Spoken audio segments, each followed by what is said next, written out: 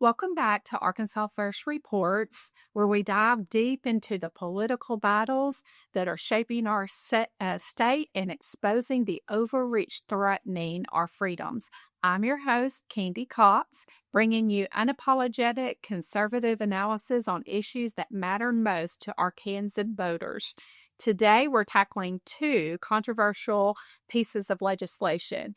We're going to look at House Bill 1574 and House Bill 1713, which we've laughingly dubbed as the Anti-Clint Lancaster Bills. These bills claim to improve election integrity and ballot clarity, but when you dig a little deeper, they look a whole lot more like government overreach designed to silence grassroots efforts and restrict the people's voice in the democratic process. Joining me today is none other than Clint Lancaster, an Arkansas attorney, a Marine veteran, and a fearless defender of our constitutional rights.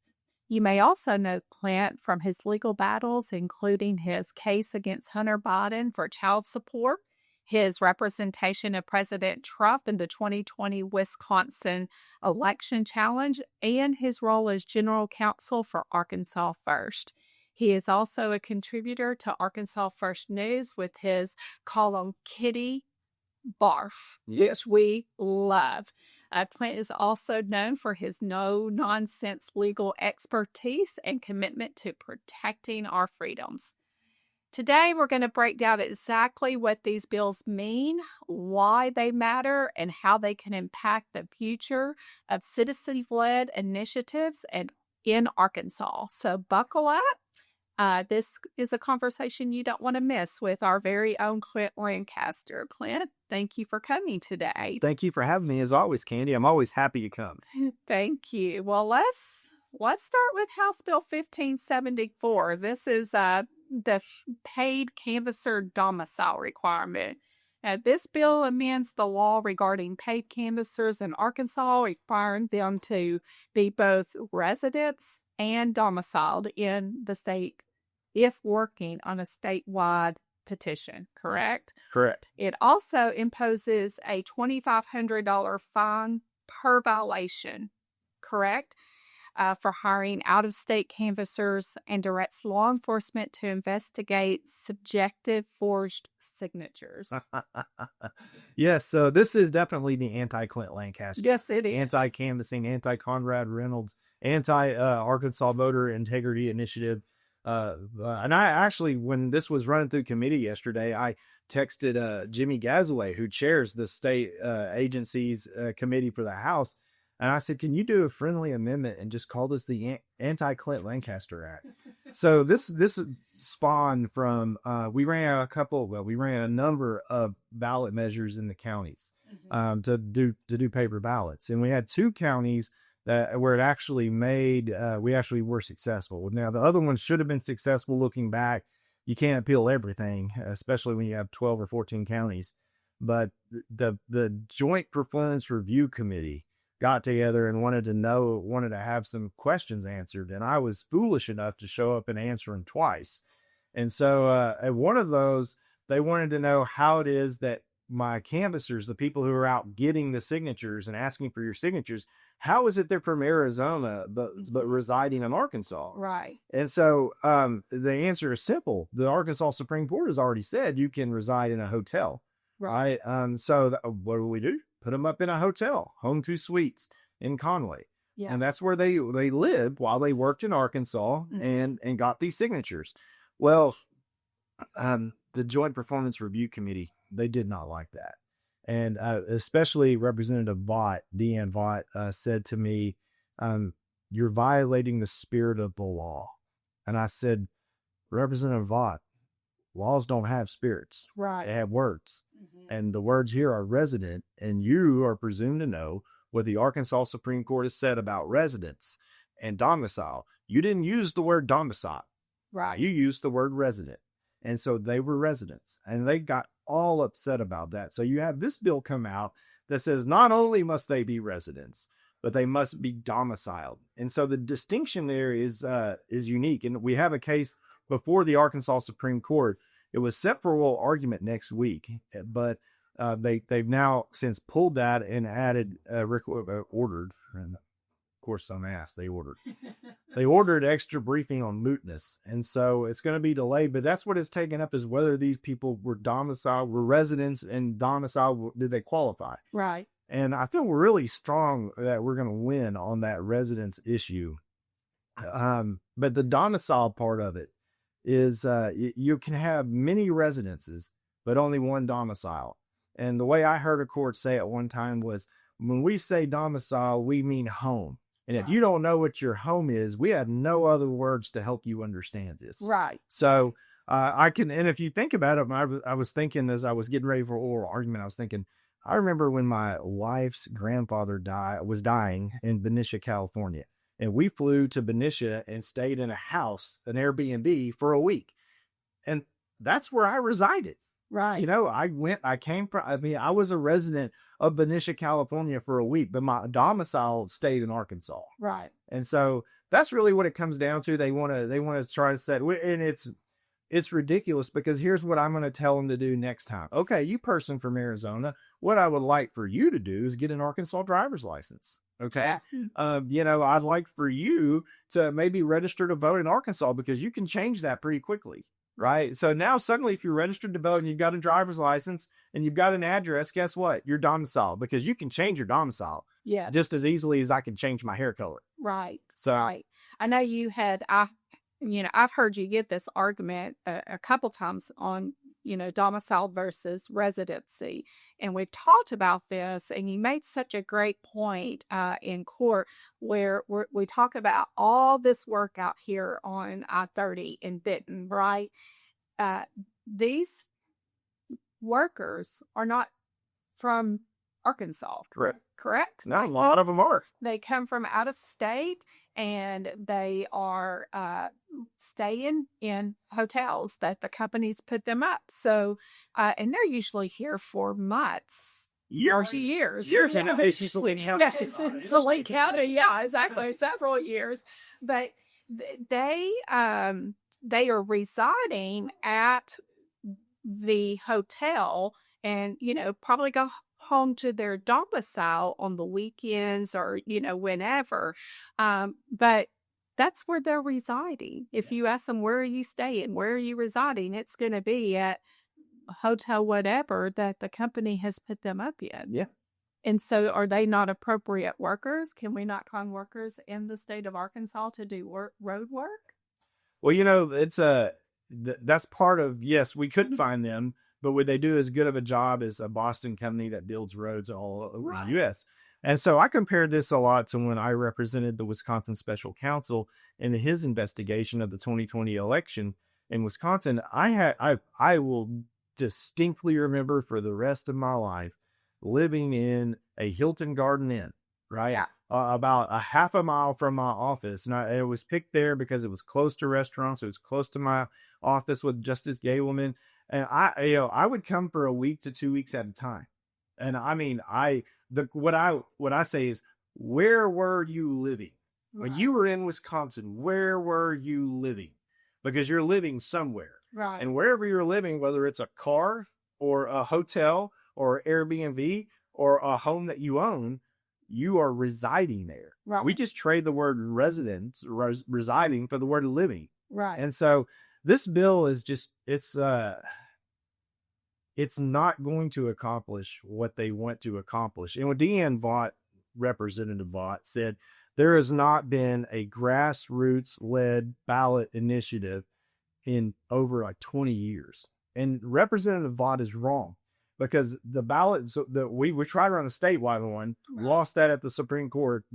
Another story for another day. Right. But we ran them through these counties. It was funded, 100% funded by an Arkansas resident, John Bailey, who owns Bailey Real Estate Investment Trust. Right. Okay. Here from Little Rock, Union Station, you can see the Capitol. That's where his office is. 100% funded by John Bailey from Arkansas, who has a long history of being an Arkansan.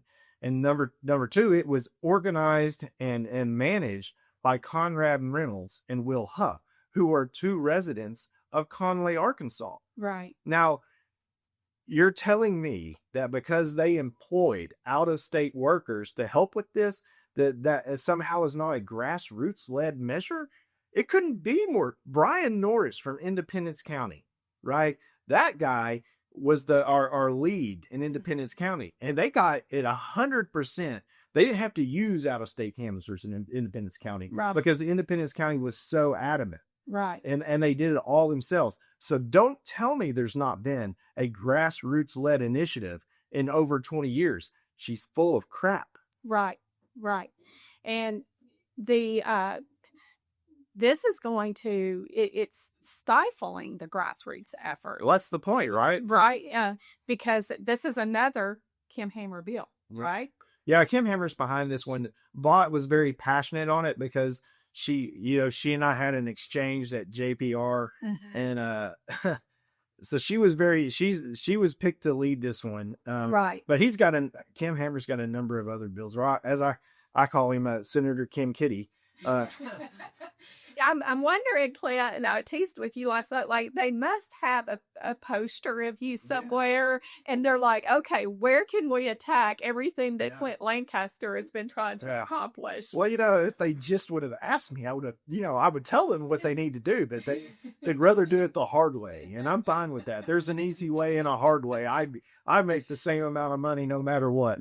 So I think that this creates obviously a legal gray area that could be weaponized to disqualify legitimate canvassers. It could be. At the end of the day, though, so what the legislature fails to realize in all this legislation is that the Arkansas Supreme Court has said time and time again, and then to me, in the Reynolds v. Thurston case, we decide ballot measures. Not the legislature, not the attorney general, not the executive secretary of state, or anyone like that.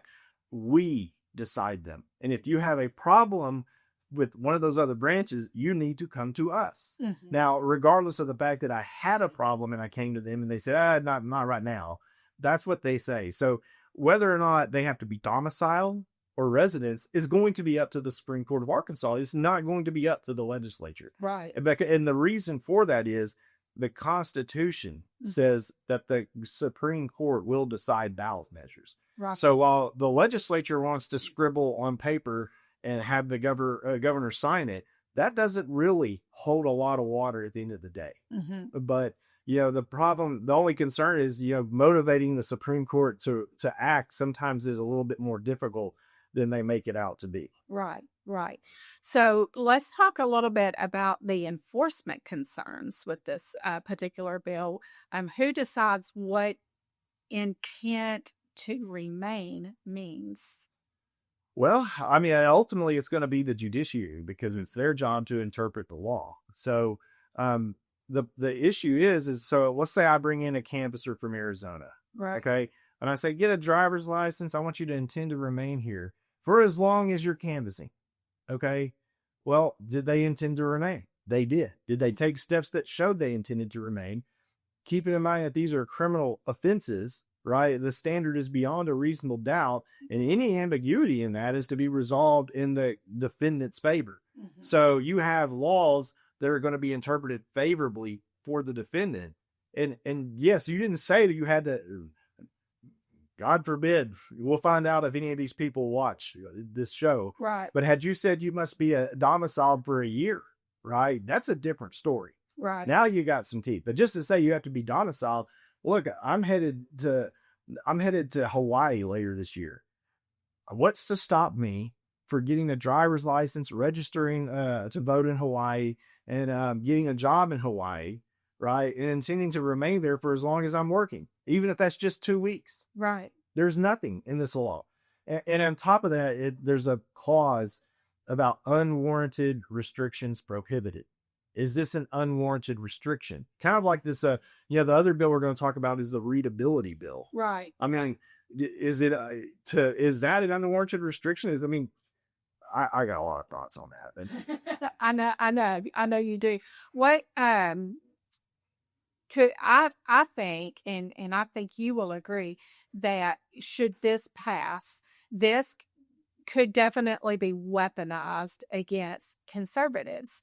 And I'm really blown away by some of these bills that have come through legislation this session that conservatives have gotten behind, where you go, what are you thinking? This can come back to bite you. What you think you're trying to put in place because you don't want measures like marijuana and the abortion amendment petitions out there. What happens when these rules change and you're trying to bring a conservative piece, a petition?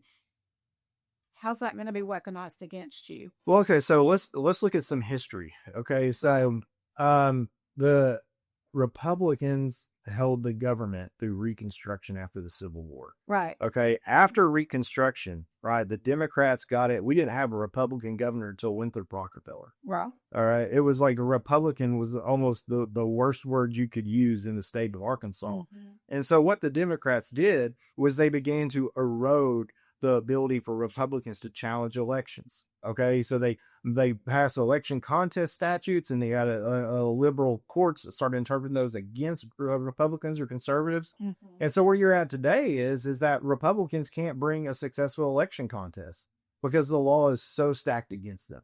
Right. And that is exactly what the legislature is doing now. They don't realize that any legislation, any law is a double-edged sword. Right. So I always say my freedom to swing my arms side to side ends at your nose. Mm-hmm. Right. I'm free to do it as long as it doesn't get close to your nose. Right. But at the same point, you also have the right to swing your arms. Right. And it ends at my nose. So we can swing our arms 5 feet away and we're good. We each have that right.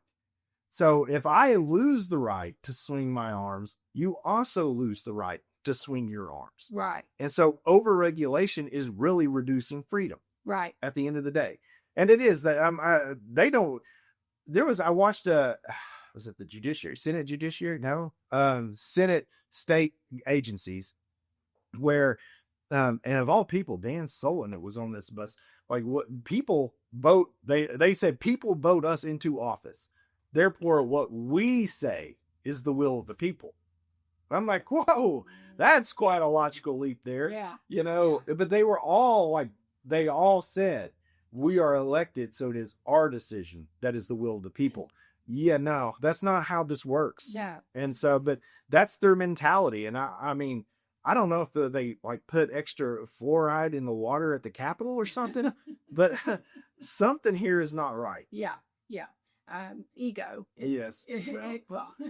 Well, I mean, look, a lot of politicians I haven't met one that's not a narcissist to some level. I mean, people who aren't interested in what they think is, they're not politicians, right? Right. The most successful people in the world aren't the cream rising to the top of the political world. Right.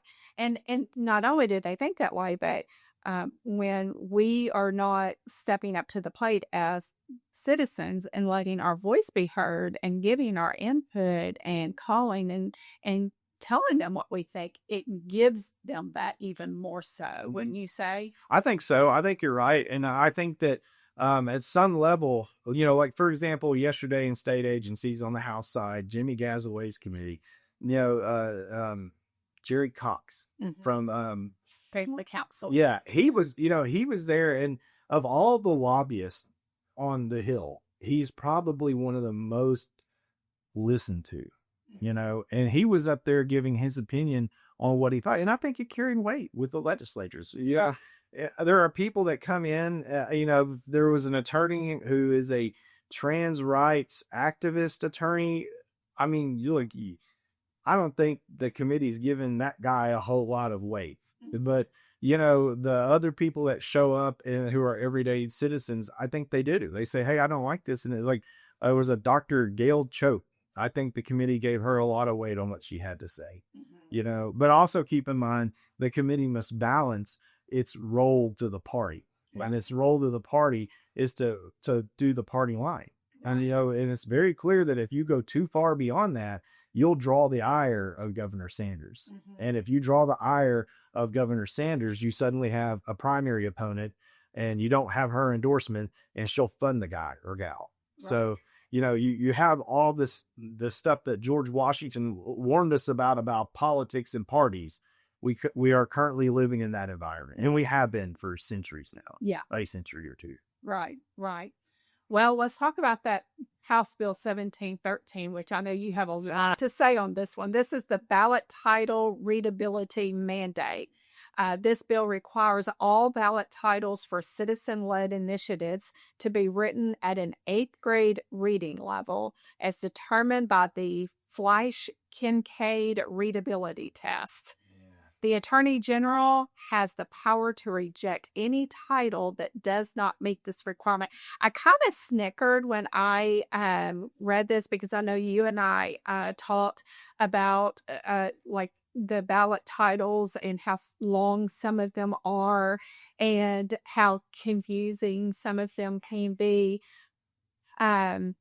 And I think I went back to the abortion amendment petition that was out there for that ballot title, how long it was and misleading. And I go, well, who approved that? Well, the Right? Attorney General. Exactly. Well, so here's the issue, right? So first off, I'm going to tell you my philosophy on this, my theory, okay? One thing I learned quick in legal writing is never, when I was in the Marines, we used to have the saying, it was never run when you can walk, never walk when you can ride, and never go if you don't have to. And so I converted that into never use 10 words when you can use 5, never use 5 words when you can use 3, never use 3 words when you can use 1. And if you don't have to say it, just don't. Right. Right. So my ballot titles have always been within, like, I want to say less than 100 words, probably less than maybe 50 words. And because if you just, stop putting the fluff in there and get to the point, it's so much more understandable. Right. Now, that said, I as this was going through committee yesterday, I went and pulled up one of the ballot titles I did to amend the Arkansas Constitution for paper ballots. I plugged it into a Fleisch-Kincaid calculator, and it said my reading level grade was 63.5. which is postgraduate. And we're talking about an amendment to repeal, amendment, whatever, Right. How are you going to, so you must not be confusing, you must not be misleading, but you must also be somewhat exhaustive of what the measure is going to do. How do you do that at an 8th grade reading level? Right. Okay, see Spot. Spot wants to amend the Constitution. Spot wants to take away this law, and Spot wants to replace this law with what it says. Now, there is no way this side of some horrible place like, I don't know, some horrible place, that's going to pass muster with the Arkansas Supreme Court or the Attorney General. What this does is it makes it to where you won't ever have a ballot measure that will be both informative, not misleading, telling the voter what you're going to do, right? And also be an 8th grade reading level. Right. And so let's couple that with a big problem that they have. Okay. In the United States of America, we value free speech. And there's no type of free speech that we value more than political speech. Right. Right. So I write kitty barf where I make fun of state legislatures and others Republican Party officials who do stupid crap. Right. Which, by the way, you don't use a lot of words. Back to your point, you are to the point with kitty barf. Well, I try to be that way. I mean, they're short reads. I tell people that all the time. They're great. They're short reads. Well, that's what we want, right? It's a short read. Yeah. So, but when I call Senator Kim Hammer, Senator Kim Kitty, that's political speech, right? When I call Representative David Ray, Representative David Kitty, right, that's free speech. That's free political speech. I'm saying you are not really a Republican. You are not really conservative. Right. Okay. In one of my articles on Kitty Barf, I pulled Senator Hammer's picture off of the legislature's website, and it said Kim Hammer parentheses R, and I took a purple X, I X through it, and I wrote, fixed it for you. Right? That's political speech. Right. And there is no type of speech in the United States that we value more than political speech. Right. So now the legislature, the state, is telling me that I have to use certain words to make my political speech. Right. And so if I can't use, but only certain words at an 8th grade level, am I really having free speech? Right. And so Representative Rose said to House state agencies yesterday. He called a case of Buckley versus somebody that the Supreme Court had, and he said, "Oh, the Supreme Court has said that states get the right to reasonably regulate ballot measures and stuff like that, and so that's why this is going to be constitutional." But that was never what Buckley said. In fact, Buckley said the opposite.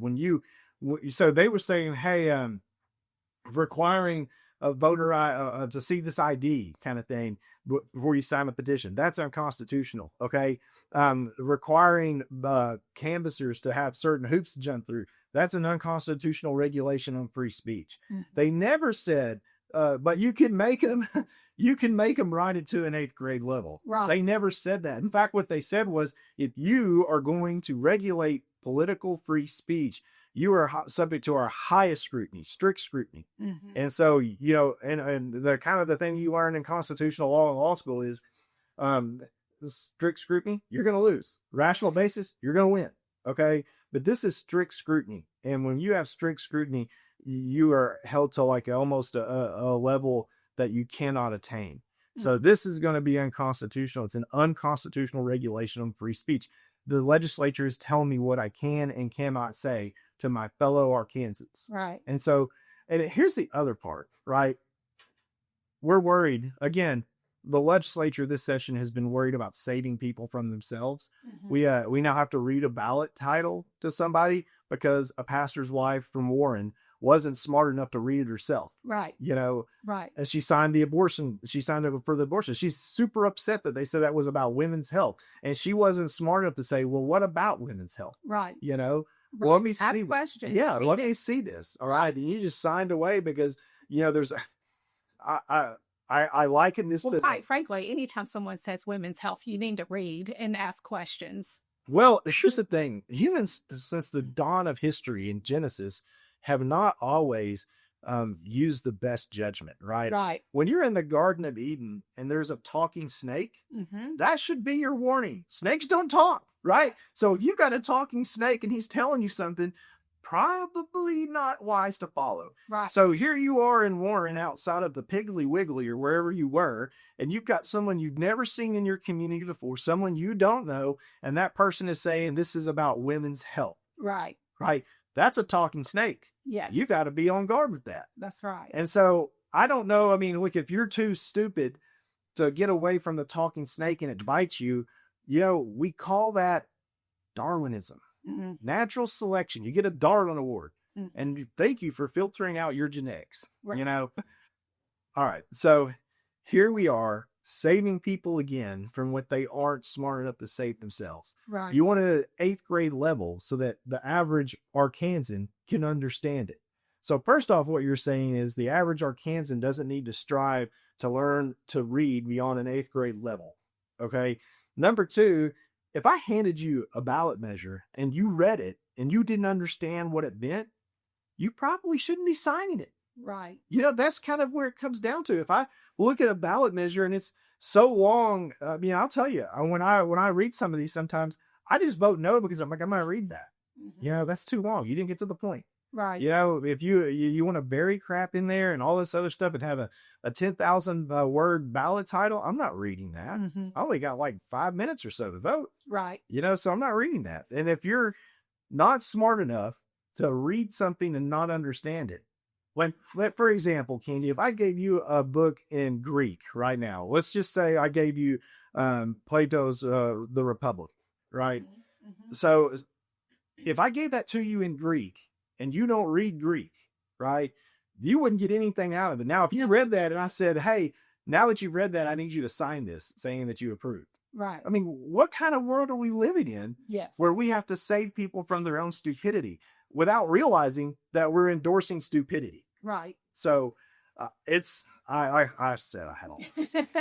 Well, who decides what constitutes appropriate reading level when our educational system is such a failure? Mm-hmm. And things are always changing because we're always lowering our standards. Yeah. Right? And we wonder why China's got such an advanced education system over us, right? They're not lowering their standards, they're raising them. Right. But yeah, in America, sometimes what we want to say is that we should make it so everybody gets a trophy. Yes, everyone gets a trophy. Yeah, no, that's not going to be good in the real world. No. Do you know when my girls were, when they were young, I decided to coach. Well, we found out really quick that we were not upward sports type parents because I was a jock in high school. And so that wasn't my cup of tea. Yeah. Right. But I decided to coach soccer for my girls. And, at that age, as the coach, you're on the field, right? So you don't really have a referee out there. Well, when it would go out of bounds, I would blow the whistle. It's out of bounds. Well, then the other coach is like, well, we don't call that out of bounds. Yep. And what do you mean? I played competitive soccer. I was like, what do you mean? You don't call that out of bounds. At what point, when it's out of bounds, do you call it out of bounds, right? Because everybody needs we need to have fair play. Everybody needs a trophy. Everybody needs to feel important. The same thing, they wouldn't take scores, right? Yeah, you may not be taking scores, but the kids taking score, right? Yep. And so we're constantly dumbing down and not expecting things out of our kids. And so I look at this and go, well, who constitutes that when the educational system is such a failure and things are constantly changing because we have to pass people? Mm-hmm. Yeah. Well, I will tell you this. We do upward sports, but what Jen coaches, because the times that I'm asked to coach. Well, she's sweeter than me. Well, I'm like, hey kid, are you going to do something besides stand there? Like, hey kid, the ball, you kick it with your foot, no, you kick it that direction. Like, were you born this way? I mean, I'm like, it's like watching Bad Santa or something, right. So I'm like, I don't have the personality for that. You want to hear what it sounds like at a U.S. Marine Corps recruit depot, let me coach upward soccer. Right. Well, the Attorney General, with this bill, would have unilateral power to reject ballot initiatives by citing complex language. Yeah. Right. As if he needed another reason. Right. Right. I mean, that is such crap. I'm going to tell you what I'm going to do next time. If I ever, and I don't know that I'll ever run another one again. I don't know that that's going to be, there's a lot of talk on the federal level about changing up how elections are run. And it's something that Trump is very, very passionate about. And so if Trump makes a new law or he gets the legislature to do some stuff, then this whole issue about voting machines may become moot. And I'm going to call Kim Hammer and tell him that, what are you going to do now? Right. But what's so crazy is Kim Hammer's running for Secretary of State as a Republican, but he wants voting machines. Right. And I'm like, well, that's not what the platform is. Exactly. And so, but I think that, and my hope is that at the federal level, this will get motivated and go. There's some pending legislation coming that will change all this. And if so, everything they're talking about for my concerns on paper ballots will be gone. So I'll have no need to run an initiative. But I do feel bad for the people who come after me because they're making it such that you cannot run a ballot measure unless the government approves. Mm-hmm. Right. So it's kind of like when I had an absentee ballot measure and I had a paper ballot measure I was running statewide, and Tim Griffin's office rewrote my absentee ballot one and said, you can't use that language, but you can use this language. Mm-hmm. And I said, well, how about that? You have free speech so long as you use the words the government tells you to use. Right. And so all of that, the Supreme Court has said, stop playing with the Attorney General, just come to us. And so that's what we're going to do. But they also said, don't come to us so you have your signatures. Mm-hmm. And so that's a lot of uncertainty. It costs a lot of money to get that many signatures. And so, people want to try to find out, hey, will my language work before I go out and get my signatures and spend that money? And, they made it harder to do that. Well, the Flash Kincaid test, it was created for educational purposes. It was never intended for legal purposes or for political decision making, right? Correct. It was designed to make it to rate things that could be read by. So when it came out, its goal was to make sure that military manuals could be read and understood by military members, mm-hmm. which is like, in other words, get rid of the acronyms. You can't have AmSam till this date, and then when AmSam ends, SOSAM begins. Well, nobody knows what that means, Right. you know? And so it was designed to make it understandable, but it was never designed to regulate political speech or free speech. Mm-hmm. You know, to say that you must communicate at an 8th grade level. I mean, what if I want to communicate? So the West Wing used to be a Right. TV show. Right. And one of the most poignant scenes for me was when the president was someone was saying he had a speech and it was like some complex word. And you know, one of the aides to the president said, well, let's not use that word. People don't know what that, they won't know what that means. And the guy playing the president said, we should not use lesser words because people may not know what they mean. We should use bigger words so that the people expand their vocabulary. Mm-hmm. And, you know, I remember when I was doing the Hunter Biden case, there was some allegations about Hunter and strip clubs and dildos. And I got a call from a reporter said, what is your comment on that? I said, well, those are salacious allegations. And they're like, what did you say? I said, salacious allegations. And so, and even my dad said, hey, I had to go look that word up. And I'm like, hey, you're right. You know, that's fine. You expanded your vocabulary. Right. I shouldn't have to use, those are like nasty, nasty, very bad, C spot. No. Right. So, to get that message across. If I want to use the word salacious, I should use the word salacious. Right. And if you don't know what it means, go look it up. Yeah. And by all means, don't sign something that you don't understand. Right. I mean, these are basic principles that we teach our children in our home. Number one, don't say words that you don't know what they mean, right? And if I say a word or you hear a word you don't know what it means, go look it up, go figure it out. But don't start using words that you don't know what they mean. Know what you're saying and know what you're receiving, right? And then at the same time, you get to educate yourself. That's self-education, right? Yeah. Yeah. And so those are basic principles that we live by in our own home because we want to raise intelligent children and not just spoon feed them all the time. Yeah. And ballot initiatives, the language needs to have the legal context within it, correct? Correct. And that's important. It is. And I'll quote Judge Holly Meyer, who was our judge in both the Cleveland County and Independence County cases when they were challenging the contents of the ballot title. And they're saying, well, this is misleading. Mm-hmm. And Judge Meyer said, you know, the voters are smart people. They're smart. Right. They'll understand what this means and they'll understand whether they want to do it or not. Mm-hmm. But for some reason, our legislature has the opposite policy. People are dumb. Right. Like people sign crap they don't read, even though our law says you're presumed to know its contents when you sign it. Right. You don't sign things you don't read, you know, but for whatever reason, people are dumb and they need the legislature's protection. And in the words of Ronald Reagan, nothing is more dangerous than the words, I'm from the government and I'm here to help. Right. Right. That's exactly right. Well, how do these bills fit into the broader national trend of restricting conservative grassroots movements? Well, they're right along those lines. You know, people like Representative Vaught said there's not been a grassroots movement in 20 years for ballot measures. Well, you know why? You keep making it so hard for the grassroots to do it. Of course, the bills that they're passing through this legislative session, who wants to?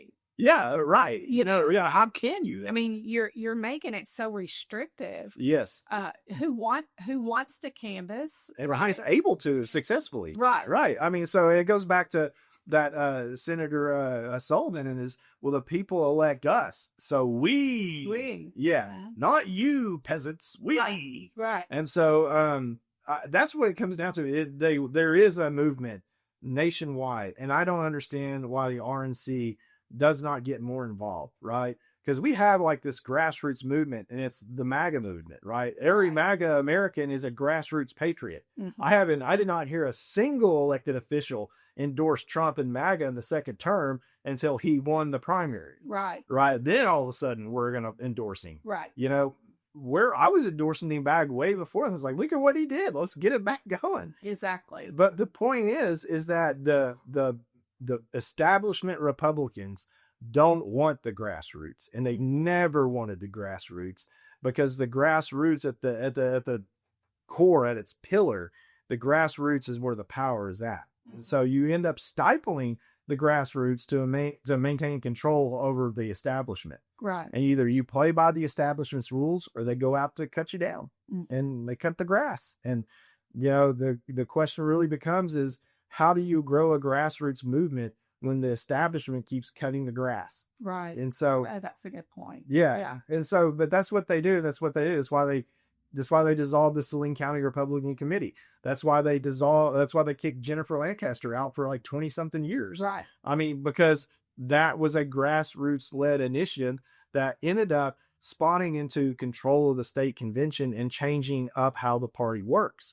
And quite frankly, when that happened, that they get away with it because people back down and they don't hold their elected officials accountable. Yes, the establishment, the RPA knows that given time, people will get tired. Yes. And they'll go on because this is not worth it to them.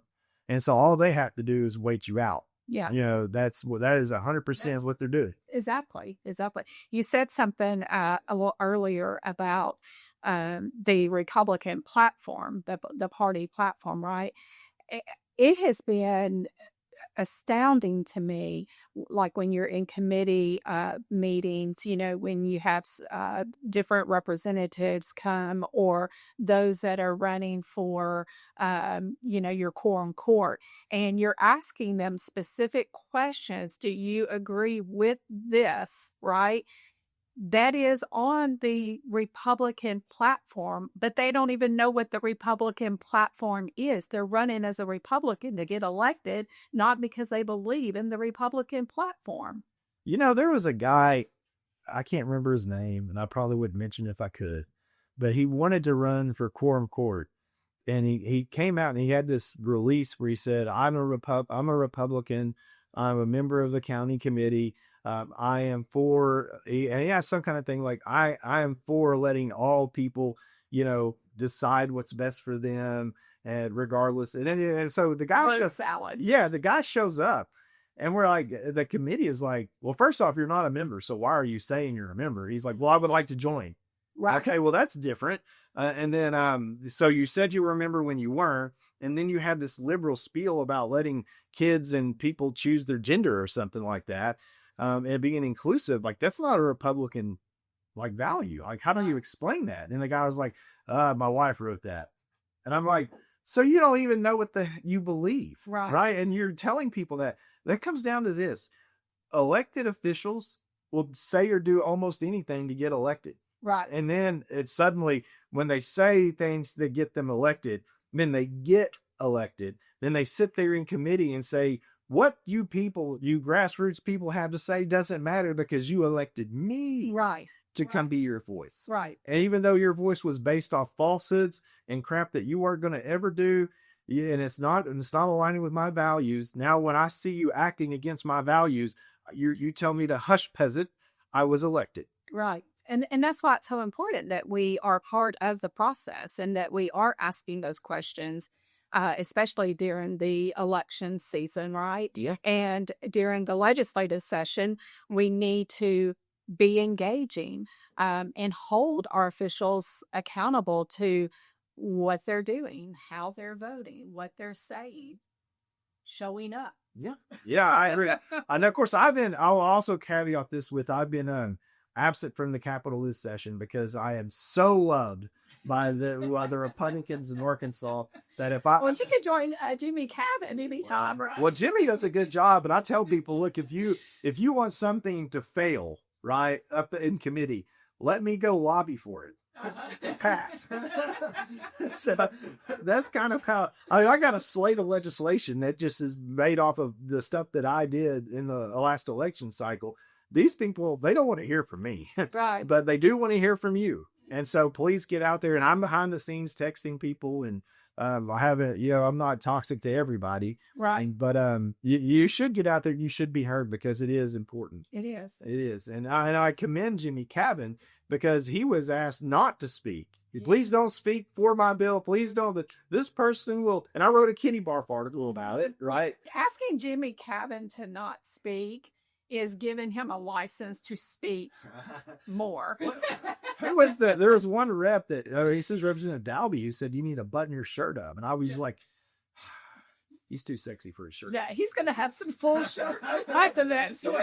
I know. Do you really want to pick on the guy for his shirt on? Jeez. I mean, come on. It's not like he wasn't wearing pants. Right. Yeah. Yeah. But that'll tell you when the legislature, when the representatives are more worried about what you look like than what you have to say, you need to wonder if you have a talking snake. Right. Right. Okay, so let's shift gears to Arkansas first. We are 3 months old now, and how do you think it's going? I think it's going good. I've been a little bit quiet. I enjoy writing for Arkansas first, but I've been a little bit quiet, as many people who follow my wife know. The original Kitty for Kitty Barf. I woke up one morning and Kitty was in bed and he was dead. Right. I mean, dead as a doornail. And I told my wife I actually was she's got this dog that got shot in the jaw and she paid to have him fixed. And he looks goofy as can be. He's got like a jaw. He can't keep his tongue in his mouth. And I call him Merkelzy Wonderdoge. And he just looks like he looks like a Republican. It's just so I was gonna shift because I mean, what kind of person like makes fun of a dead cat that your kids love? And so I was gonna do Merkel the Wonder Dog, and then Jen said, "No, you need to stick with it." And besides, your girls have 2 new kitties, right? Yes. I'm like, well, what kind of guy beats up on an 8-week-old kitty? She's, what are you, a Democrat? But your girls, they love Kitty Barf, and they're ready for merch. Yeah. They're ready for merch. I know. Well, there's going to be new Kitty Barf coming. I've got some new material I'm working on. Been a slight writer's block as I've tried not to put too much out there. I don't want to be seen as beating up on a dead cat that might get slow. But now that they have these other 2 cats, and I'm still not a fan of cats. And last night this cat climbed up in the bed and slept on my throat, and then woke up and wanted to claw me. And I'm like, all right, cue ball. That's right. That's right. Well, this legislative session has been very interesting. We've seen a lot going through that I truly believe is government overreach for us to be such a Republican state, right? And that's what we pride ourselves on. We are the most red state, but most really purple not. state, most purple state. Yeah. I don't understand. So I think our legislatures should be looking for something to not regulate. Mm-hmm. Instead, they're looking at what can they regulate. Right. We need to, our job is to create legislation to regulate. Well, sometimes your job is to do nothing. Right. And you're overlooking that. Right. Right. Well, I just thank you for joining us today and for breaking down the real dangers behind these so-called election integrity bills. And it's clear that HB 1574 and 1713 they're not just about policy change, but they're about control. Mm-hmm. And if we don't stand up now, Arkansas voters could lose their voice. Yeah, right. Until they decide to take it back. Yeah. Until they decide to take out the dude cutting the grass, you're not going to have grassroots. Right. So, yeah, it'll be there. But, and that's harder. Yeah, it is harder. Yeah, because you're fighting from the bottom. It's true. That is true. But that's often where the biggest change comes is from the bottom. Yeah. Montesquieu was a philosopher, a French philosopher who he wrote a book about that what heavily influenced the formation of the American Constitution.